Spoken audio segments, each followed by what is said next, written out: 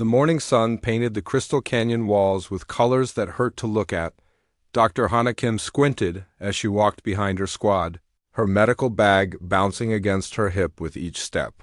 The rocks here were strange, purple and blue crystals, that grew from the ground like frozen lightning. "Watch your step," Captain Deho Park called back to his team. His voice echoed off the canyon walls. "These crystals are sharp enough to cut through our boots?" Hannah nodded and kept walking. She had been with the 7th Human Reconnaissance Platoon for 8 months now. They were good soldiers, and more importantly, they were her friends. She trusted them to keep her safe while she kept them healthy. Private Jinwoo Nam was ahead of her, carrying the heavy radio equipment. He was only 22, but he could fix any machine and talk to anyone across the galaxy. Behind her, Sergeant Be'or Ali carried a plasma cannon that was almost as big as she was. The weapon looked heavy, but Be'or made it look easy. "How much?" "Further to the scanning point?" asked Private Sujin. Oh, she was their scout, always watching, always careful. Her rifle was ready, but her eyes were calm. Captain Park checked his map device. 2 kilometers. We should be there in 30 minutes. Hannah wiped sweat from her face. The planet Kepler 442b was hot, even in the morning. The air was thick and smelled like metal. Everything here was different from Earth. The sky was more orange than blue, and the gravity was heavier. But the mission was simple: scan the area, take samples, and go home. "Dr. Kim, can you check my shoulder?" asked Jinwoo. He had heard it yesterday when he fell climbing over some rocks. Hannah stopped walking and opened her medical bag. Inside were tools that could heal almost anything: laser scalpels, bone repair gel, pain blockers, and medicines for any kind of injury. She had trained for 10 years to use these tools, and she was very good at her job. "Hold still," she said, running a scanner over Jinwoo's shoulder. The device beeped softly. "Just some muscle strain? This will help." She gave him a small shot of pain medicine. "Thanks, Doc," Jinwoo smiled. "You always take good care of us." "That's what I'm here for," Hannah said, closing her bag. They started walking again. The canyon was quiet except for the sound of their boots on stone. Sometimes they heard strange bird calls from somewhere above, but they never saw the birds. The walls of the canyon were tall, maybe 50 meters high, and covered with the crystal formations that made this planet valuable to the mining companies. "Contact." "Ahead," Sujin said suddenly. She was looking through her rifle scope. "Something big moving behind those rocks." Captain Park raised his hand and everyone stopped. "What kind of big?" "I can't tell. It's too far away, but it's really big." Hannah felt her heart beat faster. Their intelligence report said this area was safe. No dangerous animals, no hostile aliens, no problems. That's why they sent a small team instead of a full combat unit. "Could be one of those crystal miners," Ora said. "They use big machines to cut the crystals." "Maybe," Captain Park said, but he didn't sound sure. "Everyone stay alert. Jinwoo, try to contact base." Jinwoo started working with his radio. "Base, this is Recon 7. Do you copy?" Static filled the air. Then a voice came through, broken and hard to understand. "Recon 7. Hear you. All clear. No problems. Base, we have movement in our area. Can you confirm any mining operations?" More static. "No. Dining. Sector clear. Continue mission. Captain Pork looked worried. "Something's not right." That signal was too weak. Hannah checked her medical scanner. It could detect life signs up to 100 meters away. Right. Now, it only showed her 5 teammates. But the device had been acting strange all morning, giving false readings and shutting off by itself. "Maybe it's the crystals," she said. "They might be messing with our equipment." "Could be," Captain Park agreed. "But we stick to the plan. Stay together, watch each other's backs." They moved forward slowly. The canyon was getting wider, and the crystal formations were getting bigger. Some of the crystals were as tall as trees, and they hummed with a low sound that made Hannah's teeth ache. Then they heard it, a roar that shook the ground under their feet. It was loud, angry, and unlike anything Hannah had ever heard. It sounded like metal being torn apart mixed with the cry of a dying animal. What was that? Jinwoo whispered. Before anyone could answer, the ground started shaking. Small rocks fell from the canyon walls. The crystals around them began to ring like bells, creating a sound that was beautiful and terrifying. "Move!" Captain Park shouted. "Everyone to cover!" They ran toward a group of large crystals that could hide them. But as they ran, Hana saw something that made her blood turn cold. High up on the canyon wall, something huge was moving. It was red like blood, and it was coming down toward them. Contact! Big contact! Sujin yelled, raising her rifle. The thing that came down the canyon wall was like nothing in their training manuals. It was 12 meters tall, covered in red armor that looked like it was made of metal and bone. It had 6 legs, each one thick. As a tree trunk and tusks that were longer than a man was tall, its eyes glowed yellow in the shadow of the canyon. "What is that thing?" Beora asked, her plasma cannon charging with a high whine. "I don't know," Captain Park said, "but it's not friendly." The creature looked at them. For a moment, everything was quiet. Then it opened its mouth and roared again. The sound was so loud that Hana's ears started ringing. "It's some kind of predator," she said, her medical training helping her stay calm. "Big predator, probably territorial." "Can we go around it?" Jinwoo asked. Captain Park looked at the canyon walls. They were too steep to climb. Behind them, the way they came was blocked by fallen rocks. Ahead, the creature stood in the only path forward. "We're trapped," he said quietly. The creature started moving toward them. Each step shook the ground. Up close, Hana could see that parts of its body were not natural. Metal pieces were attached to its skin, and wires ran under its armor. Someone or something had changed this animal, made it into something worse. "It's been modified," she said. "Those are cybernetic implants. Who would do that to an animal?" Sujin asked. "Someone who wanted to make the perfect killer," Captain Park answered. The creature was 50 meters away now. Then 40, then 30. Fire! Captain Park ordered. Baora's plasma cannon lit up the canyon with bright blue light. The energy beam hit the creature in the chest, but its armor absorbed the blast. The creature didn't even slow down. Sujin fired. Her rifle, the bullet sparking off the creature's metal parts. Jinwoo had pulled out his sidearm and was shooting, but the small bullets did nothing. "It's not working," Baora shouted. "The armor's too thick." The creature was 20 meters away now.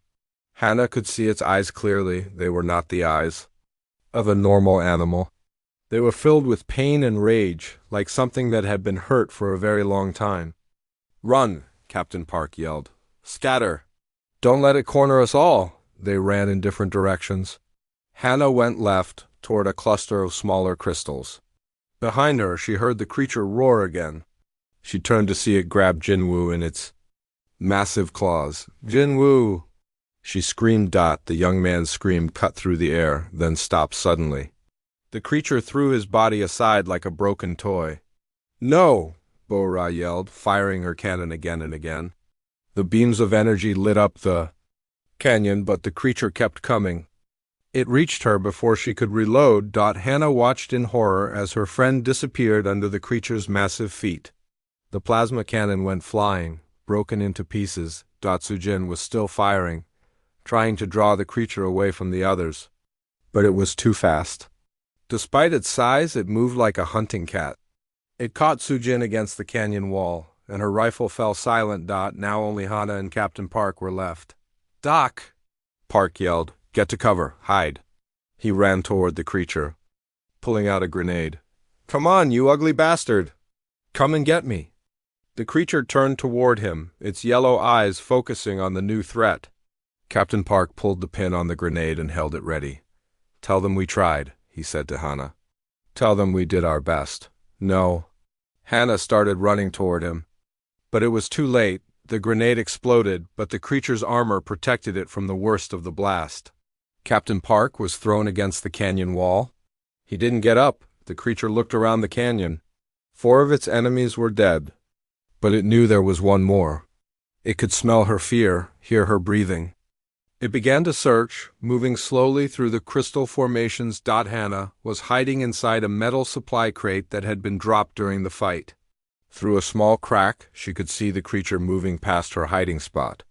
Its footsteps shook the ground, and she could hear it breathing, a sound like steam escaping from a broken machine. She held her breath and didn't move. Her medical bag was scattered around her, its contents spilled in the small space. Laser scalpels, medicine, bottles, and surgical tools surrounded her like the pieces of a broken life. The creature stopped near her hiding place. She could see its massive feet through the crack. It sniffed the air, trying to find her scent. For a long moment it stood there, and Hana was sure it would find her. Then it moved away, still searching. Hours passed. The creature eventually left the canyon, but Hana stayed hidden. She was alone now, surrounded by the bodies of her friends and the broken remains of their equipment. When darkness fell, she finally came out of her hiding place. 3 days had passed since the attack. Hana Kim sat in the shadow of a large crystal, holding a broken piece of Jinwoo's radio. The metal was still warm from the explosion that had killed her friend. Her hands shook as she tried to fix it, but the damage was too bad. She had not slept much. Every time she closed her eyes, she saw the creature's yellow eyes and heard her friends screaming. The canyon was quiet now, but she knew the monster was still out there somewhere. Her water was almost gone. She had found some in Biora's pack, but it would not last much longer. Her food was gone completely. The emergency rations had been scattered when the creature attacked, and she could not find them, but the worst part was being alone. For 8 months, she had never been alone. There was always someone to talk to, someone to take care of, someone to laugh with. Now there was only silence and the sound of wind through the crystals. "I have to get out of here," she said to herself. Her voice sounded strange after 3 days of silence. "I have to find a way home." She stood up and looked around the canyon. The walls were still too steep to climb. The path they had come from was blocked by rocks that had fallen during the fight. The only way out was the path ahead, where the creature had gone. "Great," she said. "The only way out is through monster territory." She started walking, staying close to the canyon walls. Her medical bag was much lighter now. Most of her supplies had been lost in the attack. She had some bandages, a few medicine bottles, and her medical scanner. The scanner was still working, but it kept giving strange readings. As she walked, she saw signs of the creature everywhere. Deep scratches in the crystal walls where its claws had scraped. Footprints in the sandy ground, each one bigger than her whole body. And something else, a smell like metal and rotting meat. "It's marking its territory," she said, looking at the scratch marks. "This whole area belongs to it now." She followed the creature's trail for 2 hours. The canyon was getting wider, and the crystals were getting smaller, but the smell was getting stronger. She was getting close to something. Then she saw it. At the end of the canyon was a huge cave. The opening was 20 meters wide and 15 meters tall. Around the entrance were bones, lots of bones. They were from different kinds of animals, some she recognized and some she didn't. Many of them were picked clean white in the orange sunlight. "It's home," she whispered. "That's where it lives." She should have run. Any normal person would have run. But Hana was not thinking like a normal person anymore. She was thinking like a doctor, and she was thinking like someone who had lost everything. She found a hiding spot behind some rocks and watched the cave entrance. For hours, nothing happened. Then, as the sun was setting, she heard movement inside. The creature was coming out. She held her breath as it appeared. In the dim light, it looked even more terrible than she remembered. Its red armor was covered with dried blood, some of it from her friends. Its yellow eyes swept the canyon, looking for threats, but as she watched, she noticed something else. The creature was walking strangely. It was favoring its left side, like it was hurt. And there was something wet on its left flank, something that looked like blood. "It's injured," she said quietly. "Something hurt it." The creature walked to a stream that ran through the canyon. It drank for a long time, then lay down in the sand. From her hiding spot, Hana could see the injured area more clearly. There was a large wound on its left side, and parts of its metal armor were damaged. "Those aren't natural," she said, looking at the metal pieces. "Someone did that to it. Someone put machines inside an animal." She thought about what that meant. The creature was not just a monster, it was a victim too. Someone had captured it, cut it open, and put machines inside it. Someone had turned it into a weapon, but that didn't change anything. It had still killed her friends. It was still a killer. As she watched, the creature tried to clean its wound with its long tongue, but it couldn't reach the injured area very well.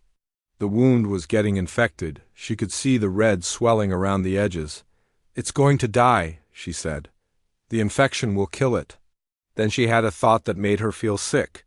What if she could help it? What if she could heal the wound? She was a doctor. Healing was what she did, but this creature had murdered her friends. Why should she help it? The answer came to her slowly. She wouldn't help it to be kind. She would help it to get close enough to kill it. "If I can treat that wound," she said, "I can get close enough to hurt it where it counts." She looked at her medical supplies. She had enough medicine to treat an infection, and her laser scalpel could cut through almost anything. If she could get close enough to the creature's vital organs, she could end this. But first, she had to learn more about her enemy. She spent the next day watching the creature from different hiding spots. She learned that it slept during the hottest part of the day in the deepest part of the cave. It hunted in the early morning and late afternoon. And every few hours it would stop and make a sound like crying, a low, painful noise that didn't sound like anger. It sounded like hurt. The machines are hurting it, she realized. They're causing it pain all the time. She also noticed that the creature was getting weaker. The infection was spreading, and it was moving more slowly. Sometimes it would stumble, and once she saw it fall down and struggle to get back up. "It's dying," she said, "but not fast enough." On the second day of watching, she saw something that changed everything. The creature was trying to remove one of the metal pieces from its body. It was scratching at the area around the wound, making small crying sounds. But every time it touched the metal, electricity sparked, and the creature jerked back in pain. "They're connected to its nervous system," she said.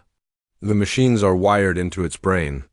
That's why it's so aggressive. It's in constant pain." She felt something she didn't expect: pity.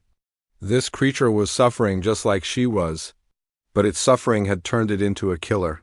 "I can end its pain," she said. "I can end both our pain." She started making a plan. The creature was strongest in the morning and evening, but weakest in the middle of the day when the heat was worst. That's when the infection made it most tired. That's when she would have the best chance. She would need to make sleeping medicine from the plants that grew near the stream. She would need to find a way to get close without being seen or smelled. And she would need to be ready to run if things went wrong. But first, she had to do something that went against everything she believed in as a doctor. She had to plan how to kill instead of heal. That night, she sat in her hiding place and thought about her friends. Captain Park, who had always made sure she was safe. Jin Woo, who had fixed her equipment and made her laugh. Biora, who had carried the heavy weapons so others didn't have to. Sujin, who had watched over them all. They were dead because of the creature in the cave. Their families would never see them again. Their dreams would never come true. "I'm sorry," she whispered to the stars. "I'm sorry I couldn't save you. But I promise I'll make it right." She looked at her medical supplies. Tomorrow she would begin to prepare. She would gather what she needed, study the creature's habits, and wait for the right moment. She was no longer just Dr. Hana Kim, the healer. She was becoming something new, a hunter who used medical knowledge as a weapon, a doctor who would break her oath to save lives in order to take one. The creature in the cave was dying slowly from infection and pain. But Hannah would make sure it died by her hand, not by accident. She owed her friends that much. The hunt was about to begin, and this time, she would be the predator. In the distance, she could hear the creature making its crying sounds. It was in pain just like she was. But tomorrow, one of them would stop hurting forever. She closed her eyes and tried to sleep, dreaming of scalpels and revenge. The fourth day began with Hana collecting plants by the stream. She had found 3 types that her medical scanner said were safe to use. One was a purple flower that could make someone sleepy. Another was a blue moss that could stop pain. The third was a red vine that could slow down a heart. Mix them right, and they make a sleeping drug, she said, crushing the plants in her hands. Mix them wrong, and they make poison. She was being very careful. The creature was much bigger than a human, so she needed a lot of the drug to affect it. But she also needed to make sure it wouldn't kill the beast too quickly. She needed it alive long enough to get close. As she worked, she could hear the creature moving around in its cave. It was making those crying sounds again, long, low noises that sounded like a machine breaking down. The infection was getting worse and the pain was getting stronger. Good, she said, though she felt bad saying it. The sicker it gets, the easier this will be. She spent the morning making her sleeping drug. She mixed the plant juice with water from the stream and put it in 3 small bottles from her medical kit. The liquid was green and smelled terrible, but her scanner said it would work. Next, she had to figure out how to get the drug into the creature. She couldn't just walk up and ask it to drink medicine. She needed a plan. She thought about what she knew about the creature's habits. It drank from the stream twice a day, once in the morning and once in the evening. It always drank from the same spot, a shallow pool where the water was clean and slow-moving. If I can get the drug into the water upstream, she said, it will. Drink it without knowing, but there was a problem. The creature was very smart. It would smell the drug in the water and know something was wrong. She needed to hide the smell somehow. She looked around the canyon and saw something that gave her an idea. There were dead fish in the stream, fish that had been killed by the creature's hunting. The water already smelled like death and decay. Perfect, she said. She collected some of the dead fish and mashed them up with rocks. The smell was horrible, but it would hide the smell of her drug. She mixed the fish paste with her sleeping medicine and put it all in a waterproof bag. Now she had to wait for the right time. The creature came out of its cave at sunset, just like it had the day before. It walked slowly to the stream, limping more than usual. The infection was definitely getting worse. Hannah watched from her hiding spot as the creature drank. It was taking its time, and she could see that it was struggling. The metal pieces in its body were sparking more often, and each spark made it jerk and cry out. It's suffering, she said quietly. Good, it should suffer like my friends did. But even as she said it, she felt uncomfortable. She was a doctor. She had sworn an oath to help the sick and injured. Watching any creature suffer, even one that had killed her friends, went against everything she believed in. Focus, she told herself. Remember what it did. Remember Jinwoo's scream? Remember Bo-Ora's blood on its claws? The creature finished drinking and went back to its cave. Now was Hannah's chance. She waited until it was fully dark, then crept toward the stream. The water was cold and fast-moving upstream from where the creature drank. She found a good spot about 50 meters above the drinking pool. She opened her waterproof bag and poured the fish paste and sleeping drug into the water. The smell was terrible, but it would flow downstream and be waiting for the creature in the morning. 1 dose might not be enough, she said, looking at her 2 remaining bottles. But it's a start. She went back to her hiding spot and tried to sleep. Tomorrow would be the real test. Tomorrow she would find out if her plan would work. She dreamed about her friends. In her dream, they were all alive and laughing around a campfire. Captain Park was telling jokes. Jinwoo was showing them pictures of his girlfriend back on Earth. Bo-Ora was cleaning her weapon and humming a song. Soo-Jin was watching the stars. We're counting on you, Doc, Captain Park said in the dream. You're the only one left. You have to finish this. I will, she said. I promise. She woke up before dawn, her heart pounding. The dream had felt so real that for a moment she thought her friends were really there, but the canyon was empty and quiet. She was still alone. She got into position behind her rocks and waited. The creature would come out soon to drink, and she would see if her sleeping drug worked. The sun was just coming up when she heard movement in the cave. The creature appeared, walking even more slowly than the day before. Its left side was definitely worse. She could see fluid leaking from the wound. Come on, she whispered. Go drink the water. The creature walked to the stream and sniffed the air. For a moment, Hannah thought it smelled the drug and would turn away. But then it lowered its head and began to drink. It drank for a long time, much longer than usual. The infection was making it thirsty. It was drinking a lot of the drugged water. "That's it," Hannah said quietly. "Drink it all." The creature lifted its head and looked around.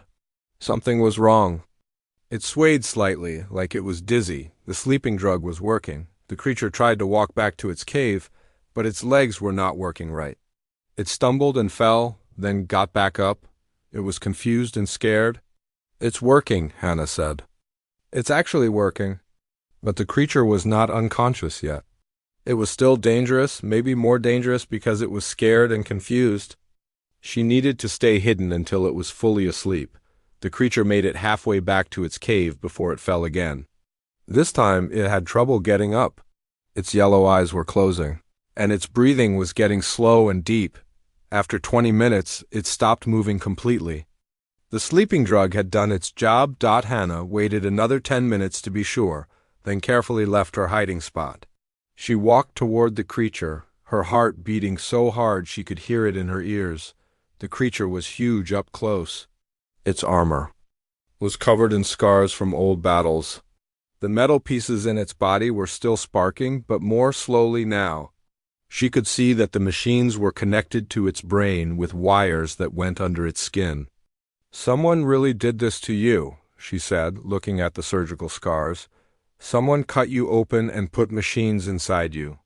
She felt that uncomfortable feeling again, pity for the creature that had killed her friends. But she pushed it away. She had a job to do. She looked at the infected wound on its left side. It was even worse than she had thought. The infection was deep, and the metal pieces were preventing it from healing properly. Without treatment, the creature would die in a few days. "But you're not going to die from infection," she said, taking out her medical tools. "You're going to die from me." She had small explosive charges from her emergency kit. They were meant to blow up equipment if the team was captured. Each charge was about the size of a coin, but they were very powerful. Her plan was simple. She would pretend to treat the creature's wound, but instead of healing it, she would put the explosive charges inside its body. When the charges went off, they would destroy the creature's vital organs. But first, she had to get close enough to touch it. She took a deep breath and stepped forward. The creature's breathing was slow and regular. The sleeping drug was keeping it unconscious, but she didn't know for how long. She had to work fast. She placed her hand on the creature's side, just above the infected wound. Its skin was warm and rough, like touching a rock that had been sitting. In the sun, she could feel its heartbeat slow and strong. "I'm sorry," she whispered, though she wasn't sure who she was apologizing to. "I'm sorry this has to happen." She took out her laser scalpel and prepared to begin. The creature that had killed her friends was finally helpless. Finally, she could make it pay, but as she raised the scalpel, something unexpected happened. The creature's eye opened, just one eye, looking right at her. For a moment, they stared at each other. The creature was too drugged to move, but it was awake enough to see her. In its yellow eye, she saw something she hadn't expected. Fear. The creature was afraid of her. "You should be afraid," she said, but her voice was shaking. "You should be?" "Very afraid." She looked at the laser scalpel in her hand. In a few seconds, she would cut into the creature's body and plant the bombs that would kill it. Her revenge would be complete, but the creature's eye was still watching her. Still afraid, still trusting her not to hurt it while it was helpless. "I'm a doctor," she said, her hand shaking. "I'm supposed to help, not hurt." She looked at the infected wound. It was full of poison and pain. She could clean it out, remove the damaged metal pieces, and save the creature's life, or she could plant the bombs and end it all. The creature's eye closed again. It was falling back into deep sleep. Hannah had to decide. Save the creature that had killed her friends, or kill it and have her revenge. She raised the laser scalpel and made her choice. Hannah looked at the laser scalpel in her hand. The creature's eye was closed again, and it was breathing slowly. She had maybe 2 hours before the sleeping drug wore off. 2 hours to decide what kind of person she was going to be. "I came here to kill you," she said to the unconscious creature. My friends are dead because of you. But as she looked at the infected wound, her medical training took over. The infection was very bad, worse than she had thought. Green pus was leaking from the wound, and the skin around it was black and dying. Without help, the creature would die in agony within days. I'm a doctor, she said again, but this time it sounded different. I took an oath to help the sick. She made her decision. She would treat the wound first, clean out the infection, remove the damaged metal pieces, and stop the pain. Then, when the creature was healthy, she would plant the bombs. It seemed more fair somehow, to kill a healthy enemy instead of a sick one. I'm not doing this to be kind, she told herself.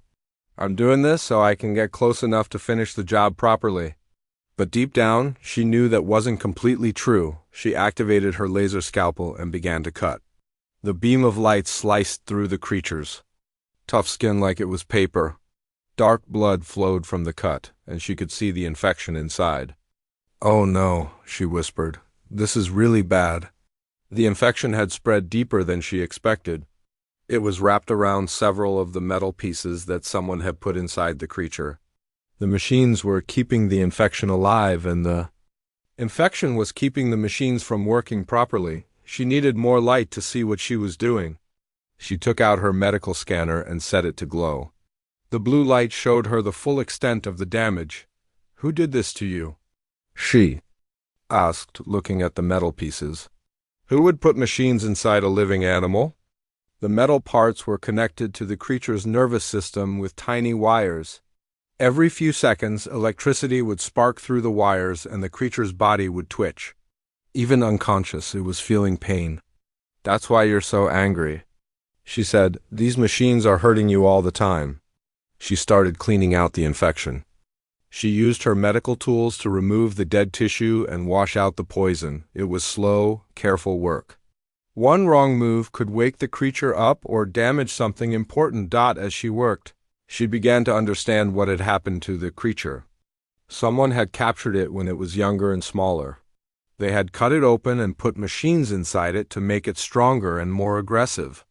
But the surgery had been done badly, and the machines were slowly killing it. You're a victim too, she said, removing a piece of infected metal. Someone turned you into a weapon. The more she learned about the creature's condition, the angrier she became, but her anger was not at the creature anymore.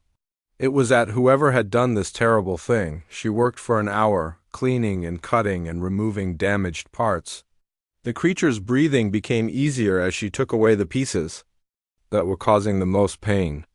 For the first time since she had seen it, the creature looked peaceful, but there was still more work to do. The biggest problem was a metal device connected directly to the creature's brain. It was sending constant pain signals, keeping the creature in a state of rage and confusion. If she could disconnect it, the creature might be able to think clearly for the first time in years. This is going to be tricky, she said, looking at the device. One wrong move and I could kill you. She used her smallest tools to carefully disconnect the wires. Each time she touched a wire, the creature's body would jerk slightly. She was literally rewiring its brain while it slept. After 30 minutes of careful work, she disconnected the last wire. The change was immediate. The creature's breathing became deeper and more relaxed. The tension left its muscles, even unconscious. It looked less angry. There, she said, wiping sweat from her face. How does that feel? But she wasn't done yet. She still had to close the wound and make sure the infection didn't come back. She used her medical gel to seal the cuts and gave the creature a shot of antibiotics to fight the remaining infection. The whole operation took 2 hours. When she was finished, the creature looked completely different. The wound was clean and closed. The worst of the metal pieces had been removed. Most importantly, the device that had been causing constant pain was gone. You should heal now, she said, packing up her medical tools. The pain should stop. She looked at her explosive charges. She had planned to plant them inside the creature's body during the surgery. But now that she had spent 2 hours healing the creature instead of hurting it, the plan seemed wrong. I could still do it, she said, holding one of the small bombs. You're still asleep. You'd never know what happened. But she couldn't make herself do it. She had just spent 2 hours saving the creature's life. How could she kill it now? My friends are still dead, she said. You still killed them. That was true. The creature had murdered Jinwoo, Bara, Sujin, and Captain Park. Nothing could change that. Nothing could bring them back. But now she understood that the creature had not been in control of its actions.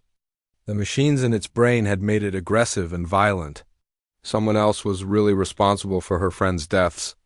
What am I supposed to do now? She asked the sleeping creature. I came here for revenge, but revenge against who? You were as much a victim as they were. She sat down next to the creature and thought about her options. She could still plant the bombs and kill it. She could try to escape and leave it alone. Or she could stay and make sure it healed properly. None of the options felt right. As she sat there thinking, the creature began to wake up. The sleeping drug was wearing off, and its eyes were starting to open. But something was different this time. Its eyes were not filled with pain and rage. They were calm and confused. The creature looked around slowly, like it was seeing the world clearly for the first time. When it saw Hana sitting next to it, it didn't attack. It just watched her with curious eyes. Hello, she said quietly. How do you feel? The creature made a sound, not a roar of anger, but something softer. It sounded almost like a question. The pain is gone, isn't it? She said. For the first time in years, you're not hurting. The creature tried to sit up, but it was still weak from the surgery. Hana reached out to help it, then stopped. This was still a dangerous predator, even if it wasn't in pain anymore, but the creature didn't try to hurt her. Instead, it looked at the bandages on its side where she had operated. It seemed to understand that she had helped it. I fixed you, she said. I took out the machines that were hurting you. The creature looked at her for a long time. In its eyes, she saw intelligence. That hadn't been there before. The constant pain had been blocking its ability to think clearly. Now that the pain was gone, it was remembering how to be more than just a killing machine. You killed my friends, she said. But you weren't really yourself when you did it. Someone else made you into a monster. The creature lowered its head. Like it was ashamed, it made that soft questioning sound again. I don't know if you can understand me, Hana said. But I want you to know that I forgive you. It wasn't really your fault. She stood up and gathered her medical supplies. The creature watched her every move, but it didn't seem threatening anymore. It seemed grateful. I have to go now, she said. I have to find a way home, but I hope you'll be okay. I hope you can have a better life now that the pain is gone. She started to walk away, but the creature made another sound. This one was different, longer and more complex. It almost sounded like it was trying to say goodbye. She turned back to look at it one more time. The creature that had killed her. Friends was gone. In its place was something new, something that might be able to choose between violence and peace. Goodbye, she said. Try to be better than what they made you. She walked toward the canyon entrance, leaving the creature behind. She had come for revenge, but she was leaving with something else, the knowledge that sometimes the best way to win is to choose mercy instead of violence. But as she reached the edge of the creature's territory, she heard something that made her stop. Other voices. Human voices. Help! Someone was shouting. We're trapped! The creature has us surrounded. Hana looked back toward the cave. The creature had heard the voices too, and it was getting to its feet. For a moment, she was afraid it would revert to its old violent behavior, but the creature just looked at her as if asking what it should do. More humans were in danger. And only Hana and the creature she had just healed could save them. The real test was about to begin. The screams were getting louder. Hana could hear at least 3 different voices calling for help from somewhere beyond the canyon. They were human voices, scared, desperate, and getting closer to the creature's territory. Please, someone help! US, a woman shouted. It's coming back! Hana looked at the creature she had just healed. It was standing now, listening to the voices with its head tilted to one side. Its yellow eyes were calm but alert. The pain that had driven it to madness was gone, but what would it do now? Those are my people, she said to the creature. Humans. Like me, they're in trouble. The creature made a low sound, not aggressive but thoughtful. It seemed to be trying to understand the situation. More screaming came from the canyon entrance. Someone was running and something was chasing them. "Help! There's another one! A bigger one!" Hannah's blood went cold. Another creature? She had thought. The one she healed was the only one in this area. "We have to help them," she said. More to herself than to the creature, she started running toward the screams, but stopped when she realized the creature was following her. It was moving carefully, still weak from the surgery, but it was coming with her. "What are you doing?" she asked. "Are you going to help or hurt them?" The creature looked at her with those intelligent yellow eyes. It made a sound that was almost like a purr, a gentle, reassuring noise. Then it walked past her, heading toward the danger. They reached the canyon entrance together. What Hannah saw there made her heart race with fear and hope at the same time. 3 humans in military uniforms were backed against the canyon wall. They were injured and exhausted, their weapons empty or broken. Standing over them was another creature, bigger and more vicious than the one Hannah had healed. The second creature was different. It had more metal parts, and they were sparking with electricity. Its eyes glowed red instead of yellow, and foam was dripping from its mouth. The machines inside it were working perfectly, keeping it in a constant state of rage and bloodlust. "Stay back!" one of the soldiers shouted when he saw Hannah. "Don't come any closer. It'll kill you too." But the soldier's warning came too late. The red-eyed creature had seen her, and it was already charging. Hannah closed her eyes and waited for death. She had survived 1 monster attack, but she wouldn't survive 2, but death didn't come. Instead, she heard the sound of 2 massive bodies colliding. She opened her eyes to see her creature, the one she had healed, wrestling with the red-eyed monster. They were fighting like 2 giants, their roars shaking the canyon walls. "What's happening?" one of the soldiers asked. "Why are they fighting each other?" "The yellow-eyed one is protecting us," Hannah said, hardly believing it herself. The 2 creatures rolled across the canyon floor, biting and clawing at each other. The red-eyed monster was bigger and had more working metal parts, but Hannah's creature was smarter. It knew where to strike to cause the most damage. "We have to help it," Hannah said. "Help a monster?" the soldier asked. "Are you crazy?" "That monster just saved our lives," she replied. "And it's hurt because of me." She could see that her creature was losing the fight. The surgery had weakened it, and the red-eyed monster's metal claws were tearing into the fresh bandages on its side. Hannah ran toward the fighting creatures, pulling out her last explosive charge. She had 1 bomb left, the one she had planned to use to kill her creature. Now she would use it to save her creature instead. "Get back!" she yelled to the soldiers. "This is going to be loud." She waited for the right moment when the 2 creatures were locked together and she had a clear shot at the red-eyed monster's head. Then she threw the explosive charge as hard as she could. The bomb stuck to the red-eyed creature's neck, right where its metal collar met its skin. Hannah pressed the detonator. The explosion lit up the canyon like lightning. The red-eyed creature's head was blown apart and its body crashed to the ground. Her creature was thrown backward by the blast, but it was still alive. "It's over," she said, running to check on her creature. "You're safe now." The creature was badly hurt. The fight had reopened some of its wounds and it was bleeding heavily. But when it saw Hannah coming, it made that gentle purring sound again. "Hold still," she said, taking out her medical supplies. "Let me fix you up again." As she worked on the creature's new injuries, the 3 soldiers approached carefully. "I'm Sergeant Minho Kim," the leader said. "We're from the 12th Rescue Squad. We came looking for survivors from the 7th Reconnaissance Platoon." Hannah looked up from her work. "You came looking for my team? Your team? Are you Dr. Hannah Kim?" "Yes, but I'm the only one left. The others are dead." Sergeant Kim looked sad. "We're sorry.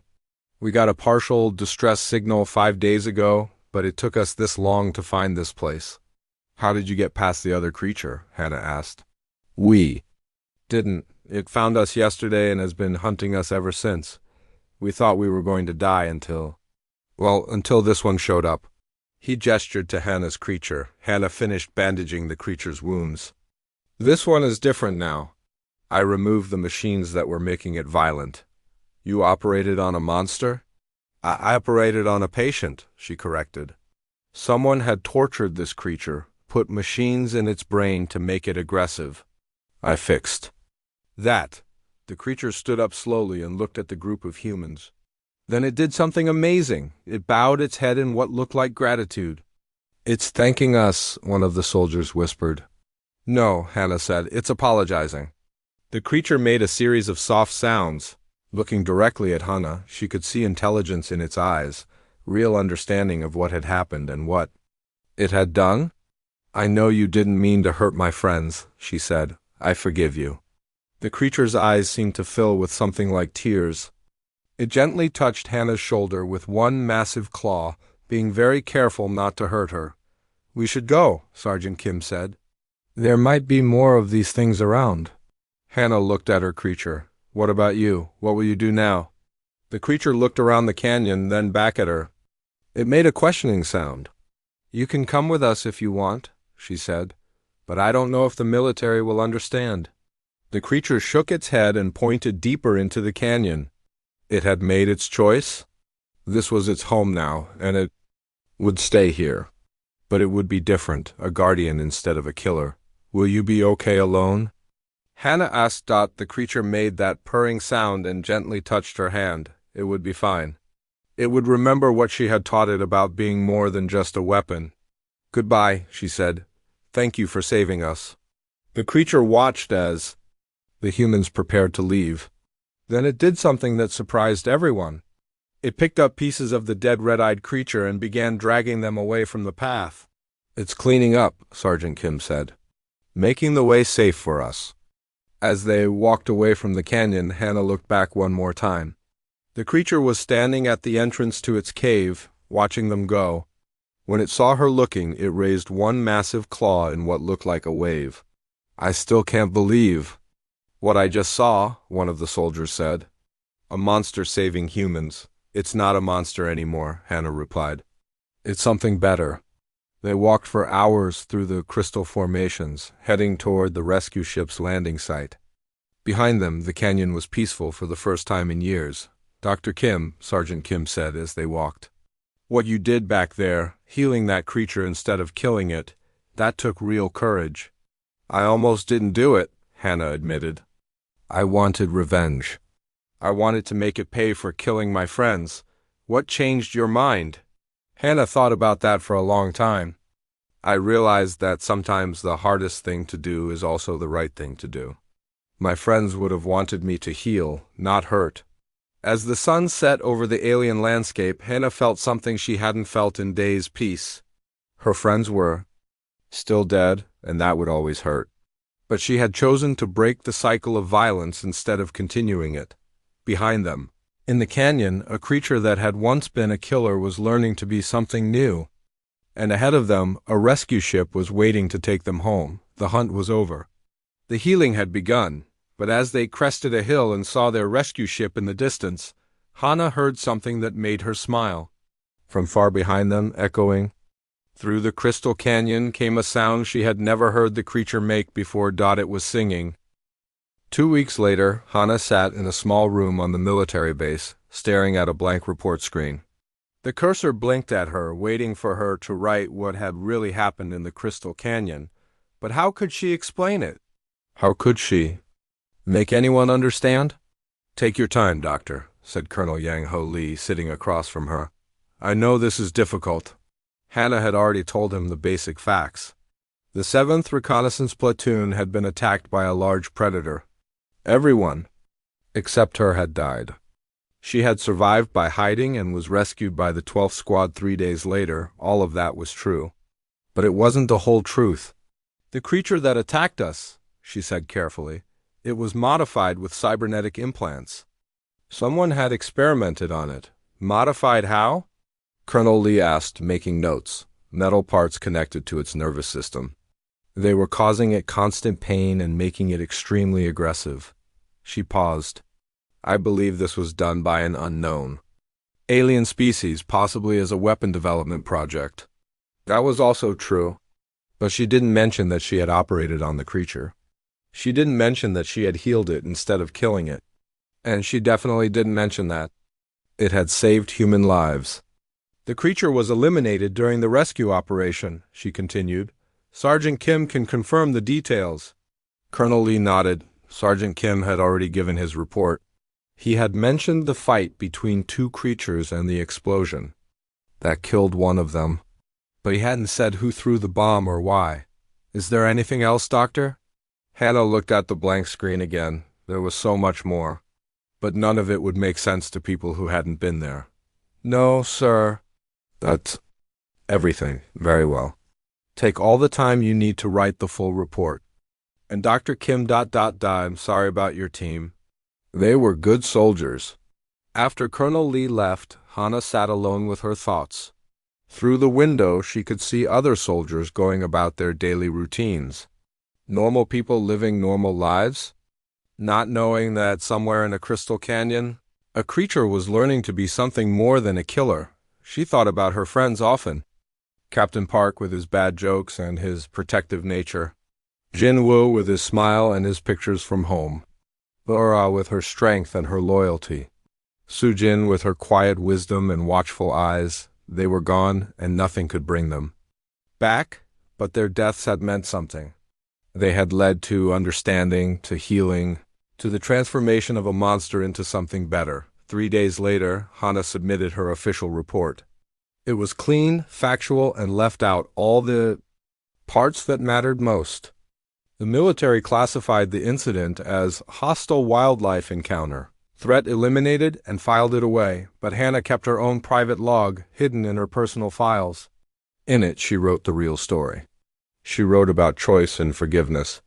She wrote about the moment when revenge became mercy. She wrote about a creature that learned to sing instead of roar.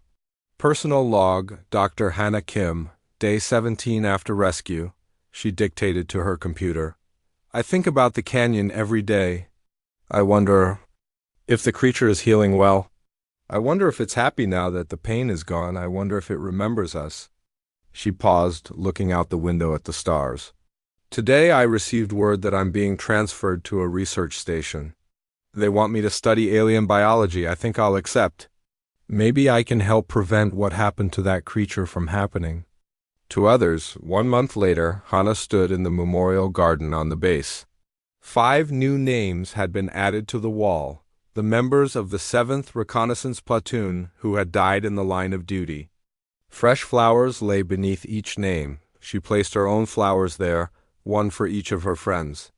But she also left something else. Hidden among the petals was a small piece of metal, one of the cybernetic implants she had removed from the creature. It seemed fitting somehow to remember all the victims of that day. I miss you all, she said quietly. But I think you would be proud of what happened. We found a way to end the cycle of violence.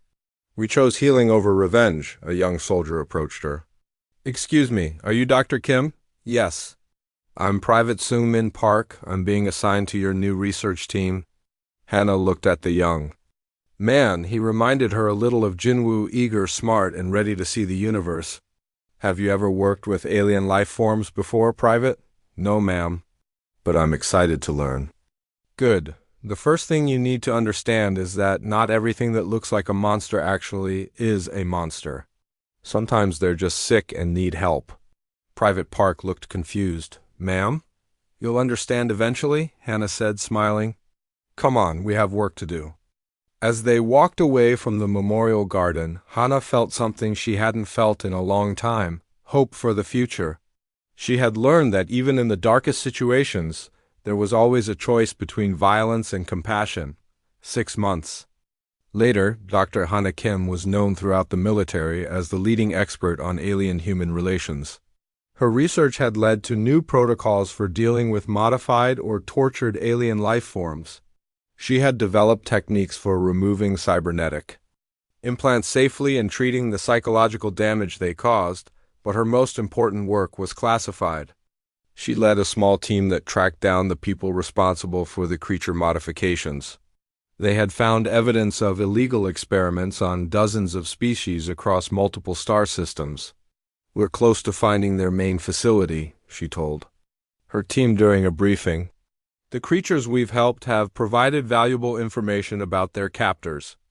Yes, creatures, plural, the one in the Crystal Canyon had not been the only victim. Hannah's team had found and helped 12 others, each one transformed from a killer back into something resembling its original nature. "What's our next move?" asked Private Park, who was now a sergeant and Hannah's assistant. "We go in quietly. These people are scientists, not soldiers. We arrest them, shut down their operation, and rescue any creatures they're currently holding." "And if they resist?" Hannah thought about that question. A year ago, she might have said they should use whatever force was necessary. But now she knew. Better, we use the minimum force required to save lives? We're healers, not killers. We don't become the monsters we're fighting. The mission was successful. They found the hidden laboratory on a remote asteroid and arrested 17 researchers. They also found and freed 8 more modified creatures, including 3 that were still in the early stages of the process. All of the creatures were healed and relocated to protected habitats where they could live in peace. 1 year after the Crystal Canyon incident, Hannah received an unusual message on her personal communication device. It was a video file with no sender information. Curious, she opened it. The video showed a familiar Crystal Canyon. The camera moved through the formations, past the stream where she had drugged the water, toward the cave where the creature had lived. But the cave was different now. It was clean and organized. Someone had removed all the old bones and built something like a garden.